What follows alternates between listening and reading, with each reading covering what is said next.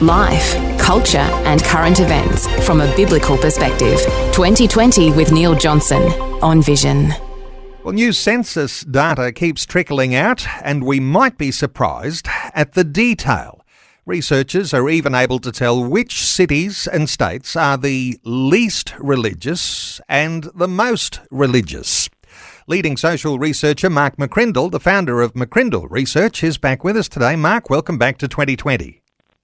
Great to be with you, Neil. Thank you.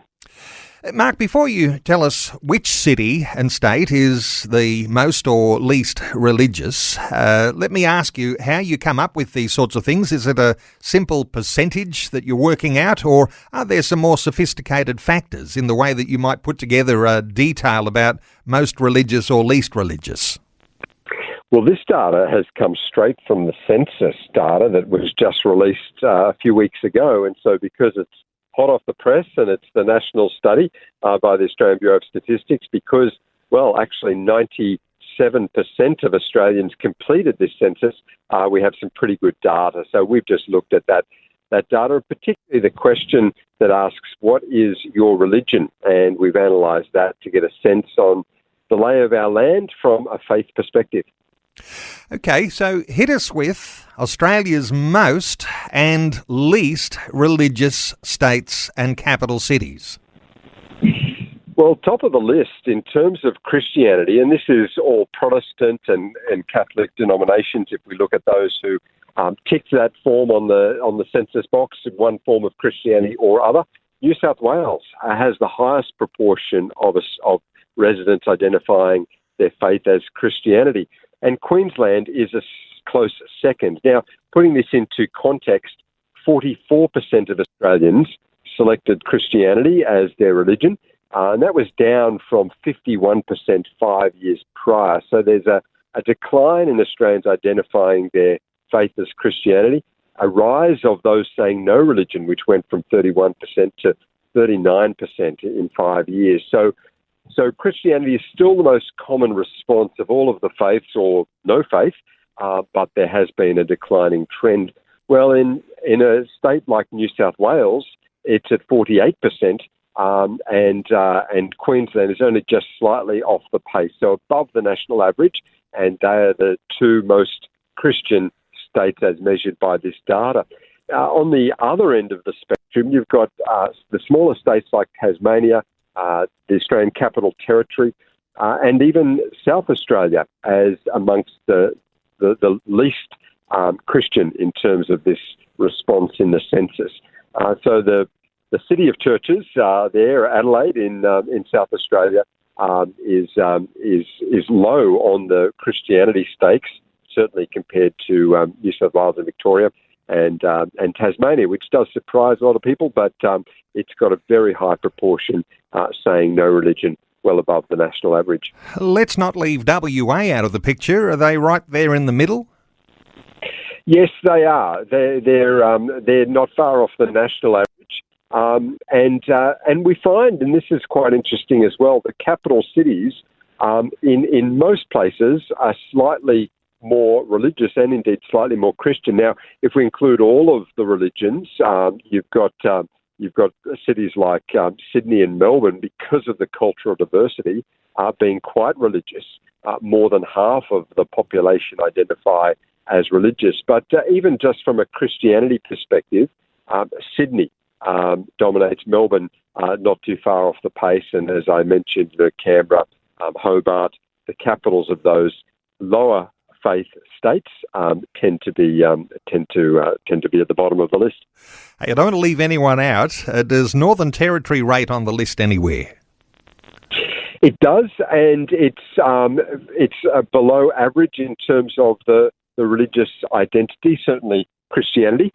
And what we have seen, this is true of all of the states and the territories, is a decline in Christianity. So it has been nationwide. Now, the decline in Protestantism has been even higher than the decline in Catholicism.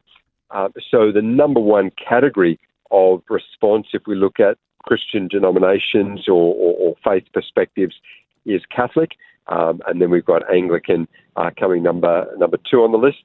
and that's been a significant fall actually in Anglican and total Protestants in the last 5 years.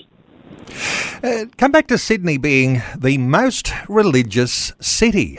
For a lot of people listening in, they might be thinking, well, I've been to Sydney and I've been up some of those streets and I've been to King's Cross, and they might be thinking, wow, this is the most religious city. Different ways you can characterise things. It's different in the built-up CBD type areas to obviously what life is like in the suburbs. That's exactly right, Neil. The Bible Belt of Australia often runs through some of our capitals, but the suburban areas, the northwest of Sydney, the southeast of Melbourne, we have a high proportion of people that are church-going. And you're right, some of those inner suburban areas are very hard terrain in terms of the Christian faith, not a lot of activity there. So our cities are very diverse, but from a capital city perspective, just because of its size, its foundations and really active denominations. I mentioned that from a Protestant perspective, Anglicans are the number one denomination. And in Sydney, you've got the Sydney Anglicans, which is one of the few dioceses of the Anglican Church where you're seeing a lot of growth. And so that does bolster the numbers on Christianity in Sydney. But this is not to say that it's got the highest proportion of churchgoers or Christians of anywhere in Australia, because some of the regional areas, some of the cities, like places like Toowoomba, some of our inland cities, in addition, some of the smaller ones, regional ones like Wagga Wagga and the like, actually have a high proportion identifying as Christian. So just from a capital city perspective, Sydney is the number one. Mark, how much difference do you think it makes when groups like the Rationalist Society or Humanists Australia or the Atheist Foundation spend a reported $50,000 on a campaign for people to tick the no religion box? Is that affecting the sorts of figures that we might be seeing nationally, or is that just a drop in the bucket and doesn't make much difference? It probably does affect it a little bit, and even the change of how the question was asked or the answers we saw last time round led to a bit of a drop. No religion used to be at the bottom box, now it's the top box, and so you do get people ticking that because they see it a bit more freely, and that has all contributed to this decline in 10 years where we saw in 2011 62% of the population selecting Christianity, now to 44%. So that's a big drop in a decade. But actually, it's Australians also reassessing how they answer the question. This question sits in this block of questions that asks about ancestry and cultural background and language spoken at home. And that's the way the statisticians in the past have thought about religion, that it's part of your identity, it's part of your upbringing. So if parents or grandparents with this religion, you probably will be as well. That's not how Australians are filling in the question. In a lot of ways, they're lining up with what the Rationalist Society is saying, and they're saying, look, if you don't go to church, you're not active in your faith, don't tick the box. And Australians are taking a more sincere approach to it. They're saying, look, if I'm not currently practicing and if I'm not active in that faith, if I don't have current belief in it, I'm not going to tick the box. So what it gives us is a more solid 44% than what we saw probably 3 decades ago when it was 75%, more cultural Christianity. I think it's more helpful to have solid numbers anyway, rather than just people vaguely identifying with a religious tradition. And so the 44% really are people who are saying, I currently have belief in this faith, I'm active in this faith, therefore I'm going to tick the box. It's not just something I knew from my past or something that my parents were. So that means that more than 2 in 5 Australians are active with their Christian faith or have a current belief. We know that about a third of those who tick the box, about 15 to 16%, will attend church regularly, at least once a month.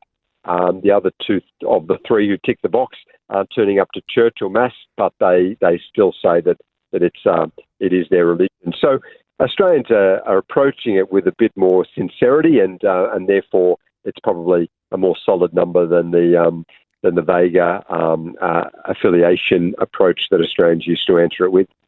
So a more solid number, a better reflection of what the right size might be so far as belief in Christianity in Australia. So we might even say thank you to the atheists for helping to make that happen on this occasion. Although when the next census rolls around, do you think there might be an advertising war around what people might choose as the religion, which box they might tick? Is that possible? Well, it's the only question where you've ever, in the census, where you've ever had a group really advocating to encourage people to do something.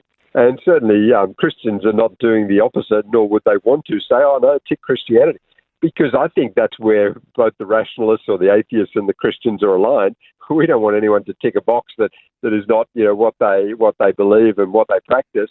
The more solid the number, the better. That gives us accurate information. And the fact is that Christians don't feel validated by seeing a higher number. They believe what they believe because they know it to be true. It's a matter of their own faith and their own walk, and they don't need the validation of having more people around them tick it. So I think we're all united on that. If we're not active and currently believing and practicing in that religion, let's not tick the box, and it does give a more accurate perspective of the landscape of Australia. Although for leaders of churches, no doubt it's sobering to see those numbers falling. So the thought that you've got to redouble your efforts to ensure that the faith of people within not only your local church but your broader community can see the value of Christianity, and so aligning with that faith. Hey, Mark, where do we get some more details about the things we're talking about today? The most religious city, the most religious state, and then the least. Is there a way that listeners can get a hold of some great information that's easy to understand about how their community might look? Yes, we've written up this at length on our website. So we've got lots of blog pieces on this and articles, all freely accessible, and that's available at McCrindle.com.au, MCCRINDLE.com.au. Mark McCrindle, leading social researcher, McCrindle.com.au. Mark, thanks so much for sharing your insights with us today on 2020. I appreciate it, Neil. Thanks so much. Thanks for taking time to listen to this audio on demand from Vision Christian Media. To find out more about us, go to vision.org.au.